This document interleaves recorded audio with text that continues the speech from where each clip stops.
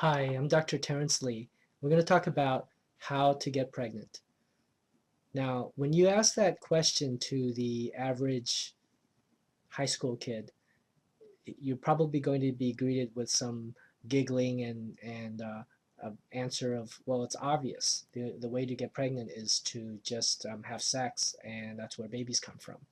Well, that is true for 5 out of 6 couples. For them, it just happens naturally, pretty easily. But for 1 out of 6 couples, sadly, that's not the case.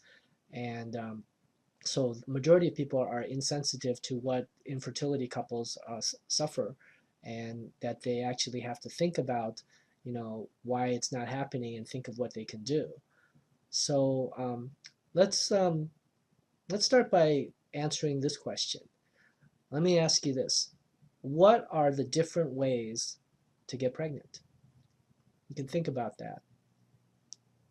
Well, I'll give you a hint. Prior to the 1900s, there was only one way to get pregnant, and that is just to have sex and get pregnant through natural intercourse. So the way that works is that the sperm and the egg have to come together. Now, how does that work? This is a uterus.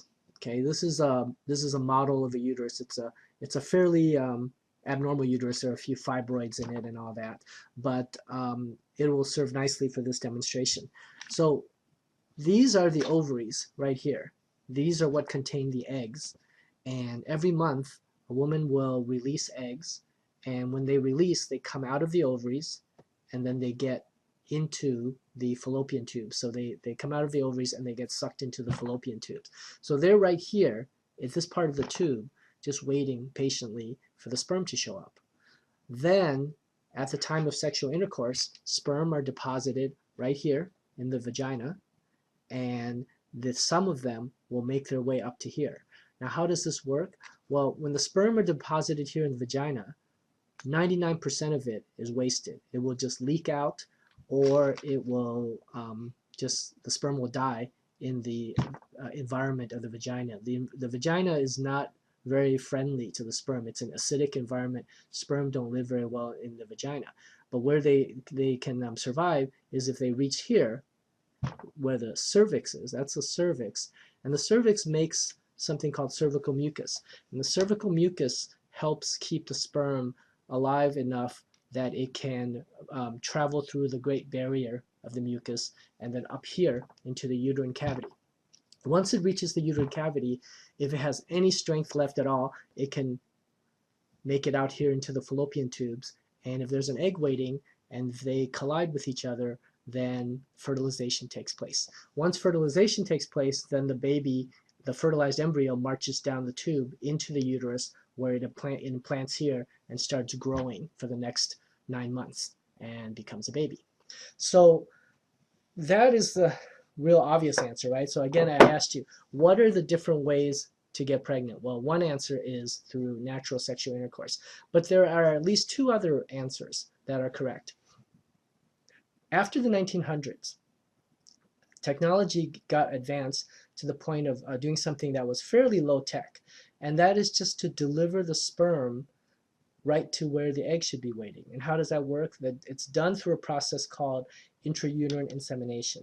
So here we have a syringe. So a syringe can be used to hold liquid. In this case, we can put processed sperm inside the syringe. So we never inseminate raw sperm because there are substances in the ejaculated sperm that can cause a lot of painful contractions in the uterus. And there are also some substances that we would prefer not to be in there, such as bacteria or dead sperm or blood cells and things like that. So what we do is we take the raw sperm and we process it in the laboratory until we have a very clean sample. And we also do certain methods to separate the best sperm from all the bad ones. So we end up with a fairly good sample of good sperm here in a syringe. And then what we do is we attach it to a catheter. So this catheter then is used right here to pass through the vagina and then it passes into the cervix, and then the sperm are injected right into the uterine cavity. Once it's injected into the uterine cavity, this model right here is not anatomically accurate because it shows all this space. But in reality, the uterus, instead of being like a space like my hand, it's more like a closed fist. So this cavity is really just a virtual space. So once you inject fluid in there, there's no room for it to go anywhere other than out into the tubes. Okay, well, a little bit will leak out back this way, but most of it will go out into the tubes to where the sperm is. So this is a very simple technique. This is something that they could have probably done in medieval times with, you know, like a reed or something like that, and just, you know, made up a way to do intrauterine insemination. And so that's another way to get pregnant. Now this way is better in that the sperm gets a lot closer to where it's supposed to go. Most people who can get pregnant with intrauterine insemination can also get pregnant naturally, but the odds are just better with the insemination because there's so many more sperm that get to where it needs to go, as opposed to just having a few, you know, sperm make it. Okay? There's one more way. Ever since the late 1970s, there was a way where the eggs are physically taken out of the body. Okay? They're taken out of the body and brought into the laboratory. Then in the laboratory, under a microscope, the sperm are injected directly into the egg. And this, well, sometimes it's injected into the egg. Sometimes the sperm are sort of just sprinkled on top of the eggs. But in either case, in the laboratory, fertilization takes place. And once the fertilized embryos have been created, then we watch them to see which ones look like they're growing the healthiest. Then we select the best ones, and then we take those and we go through the cervix and transfer the embryos into the uterus, and we want them to implant there. Okay. In fact, we can even do fancier stuff like take part of the embryos and do a genetic analysis, so we can see which ones are have the normal number of chromosomes. We can see which will become boys, which will become girls, things like that. So the answer to my question of how to get pregnant, there are essentially three ways. That is through natural intercourse, through intrauterine insemination, which is the low-tech approach, and through in vitro fertilization, which is the high-tech approach. Okay, so how does that help you, right? So you are now faced with a situation where you want to get pregnant and you haven't gotten pregnant, and you greatly prefer to get pregnant naturally, right? But I mean, who wouldn't? We all would want to get pregnant in the way that's the most non-invasive, the least expensive, and the easiest. And that's just, you know, through natural means. However, what happens if the natural means don't work? If the natural means don't work, then you have two choices. One is just to be patient and keep trying until it finally happens. Or the other possibility is to go ahead and take action and explore one of the other two ways.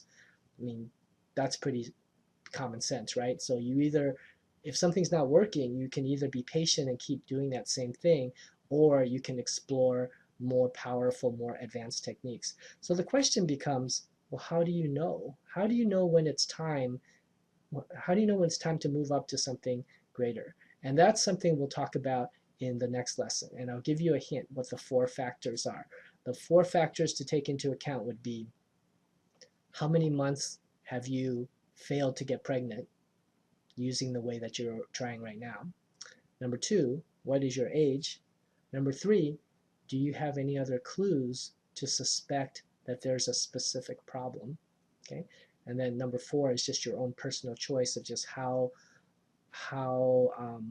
important is it for you to get pregnant sooner than later versus, you know, if you have a more relaxed approach saying, you know, if it happens, it happens, and if it doesn't, then we're fine also.